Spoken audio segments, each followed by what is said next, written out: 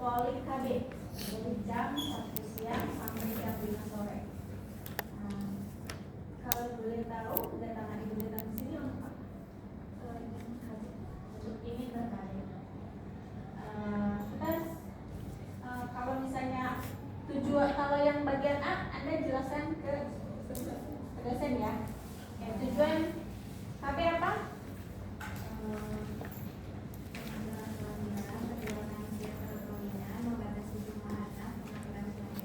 Ya, manfaatnya Anda cukup menjelaskan 3 poin selesai. Ya, nggak usah banyak-banyak biar efisien maksudnya. Kemudian manfaatnya juga boleh cuma 3. Manfaatnya mencegah kehamilan, kemudian mencegah penyakit menular seksual atau HIV/AIDS. Manfaatnya juga bisa sebagai terapi hormonal bagi pasien yang mengalami gangguan menstruasi. Kemudian kalau mau menanyakan langsung ke pasien tentang riwayat persalinan atau pernikahan, ibu menikah sudah berapa lama? Sudah 1 tahun. Sudah 1 tahun. Sudah punya anak ibu? Belum. Jadi ibu datang ke sini untuk menunda kehamilan dulu. Ya. Kemudian kita tanyakan lagi adalah sebelumnya ibu pernah menggunakan alat kontrasepsi? Belum.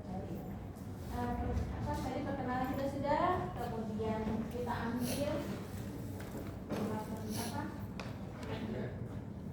medianya, kemudian kita dekatkan display alat-alat kontrasepsi.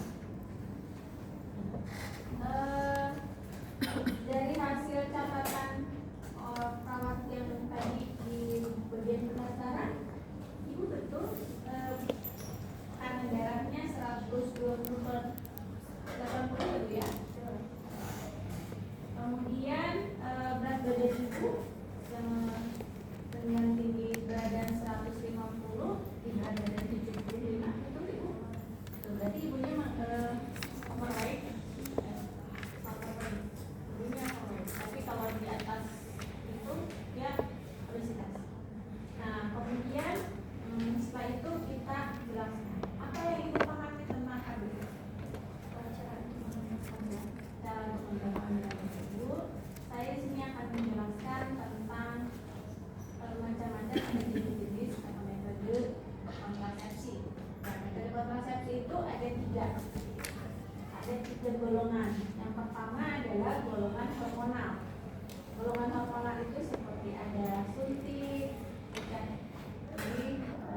suntik itu ada yang 1 bulan dan ada yang 3 bulan. Kemudian ada pil KB, ada pil KB kombinasi dan ada pil KB hormonal pil KB mini pil. Kemudian ada juga implan. Ya, ada implan. Kemudian kemudian ada suntik. Kita pilih suntik, pil, implan. Itu golongan hormonal. Kemudian golongan hormonalnya ada kondom, ada alat kontrasepsi dalam rahim atau HDR, IUD. Nanti disiapkan ya. Saya tadi sudah sampaikan ke bagian labnya untuk menyediakan paper tip. Itu bentuknya seperti LT dan juga ada lintang. Kemudian ada AKDR, kemudian ada kondom, satu lagi adalah strap design. Ya. Kemudian lebih jelasnya untuk alat kontrasepsi pil ini ada 2 macam bu. Ada pil yang kombinasi, yang ini untuk perempuan yang tidak menyusui. Ya, ini untuk perempuan yang tidak menyusui, dan ini untuk nanti ada ya satu lagi mini pil, ini untuk perempuan yang sedang menyusui. Keuntungannya kalau pil ini ibu bisa lihat pil ini jumlahnya ada 30. Jadi ibu konsumsinya setiap hari.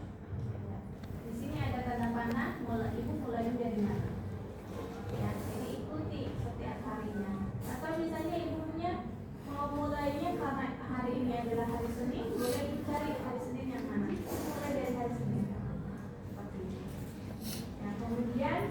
Ada juga yang minipil juga sama.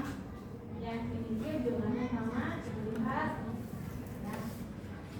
Nah, kemudian keuntungannya mudah didapatkan karena ibu tinggal datang ke puskesmas dan ibu akan diberikan gratis. Kemudian yang kedua, keuntungannya juga mudah untuk diminum setiap harinya. Kerugiannya, kalau ibu lupa, ya kemungkinan bisa terjadinya kehamilan, atau misalnya kalau ibu berat badannya sudah besar, ibu akan terjadi peningkatan berat badan lagi. Cara kerjanya untuk pil ini yaitu melengketkan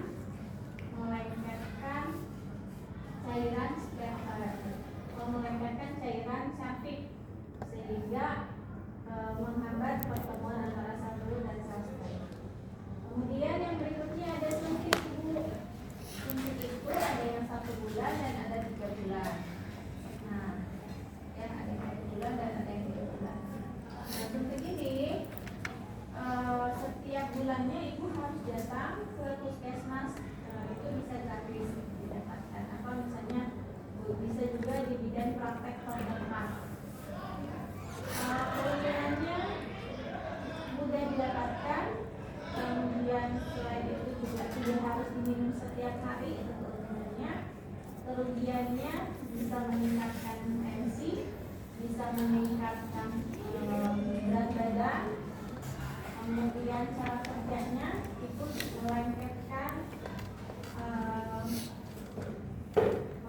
cairan safik atau bisa juga menipiskan dinding vagin. Kemudian ada lagi, ini adalah implan. Implan ini akan dipasang di bawah kulit ibu. Yang dipasang di bawah kulit ibu dengan alat yang ditusukkan di bawah kulit itu yang ini. Alat yang ditusukkan dulu, dari ini nanti dimasukkan ke dalam kulit ibu, di bawah kulit ibu. Implan ini keuntungannya bisa dengan jarak cukup lama, 3-5 tahun. Dengan jarak 3-5 tahun, tidak usah di dalam satu penggunaan, dalam satu kali pemasangan 3-5 tahun. Kemudian keuntungan lainnya, ibu tidak harus minum setiap hari.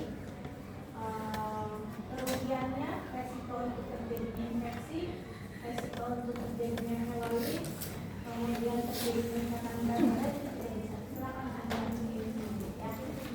Kemudian cara kerjanya ini menunjukkan di rahim sehingga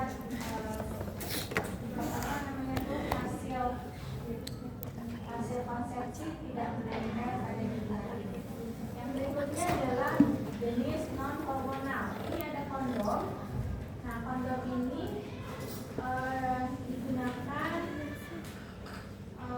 bisa digunakan dengan mudah, dapat dicari dengan murah, di mana saja itu bisa didapatkan. Kemudian juga kerugiannya mungkin ada ketidakpuasan pada saat berhubungan seksual, kemudian bisa terjadinya robekan pada kondomnya sehingga bocor ya. Kemudian juga cara kerjanya, kondom ini akan menampung sperma yang keluar pada saat ejakulasi atau pada saat dikeluarkannya sperma. Nah, kemudian yang berikutnya adalah alat kontrasepsi dalam rahim. Alat kontrasepsi dalam rahim ini digunakan dalam 1 kali pemasangan, keuntungannya itu 5-10 tahun. Kemudian keuntungan lainnya juga tidak mengganggu hormon ibu. Kemudian kerugiannya, resiko terjadinya infeksi, kemudian ketika menstruasi darahnya lebih banyak. Cara kerjanya, liritan tembaga pada alat itu akan membunuh sperma yang masuk ke dalam sistem reproduksi ibu. Nah, yang berikutnya adalah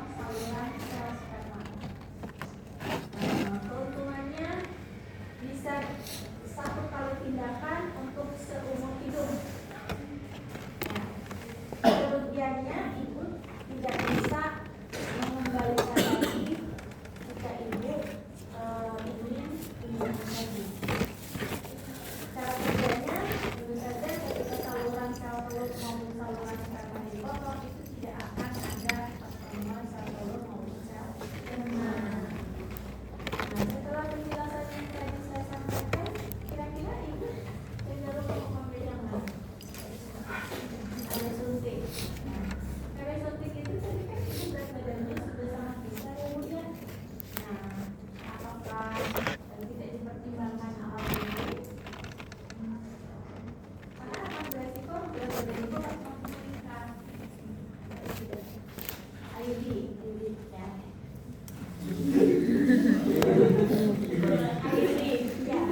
Baik, alat yang di dalam ID. Kalau saya mau itu, Misalkan jam berapa? Jam 8. Jam 8. pemasangan ID. Kemarin aku jadi sih. Kejudah saja. Yaitu untuk tidak masuk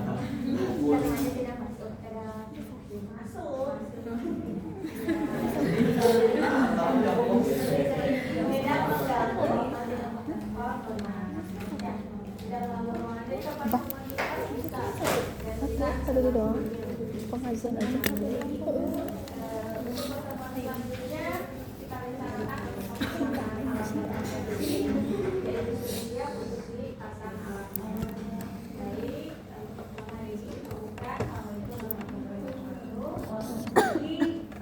Tuliskan nama perawat Reni tanggal 4 Juni 2006 sudah memberikan konseling tablet terhadap ibu. Ada yang bertanyakan?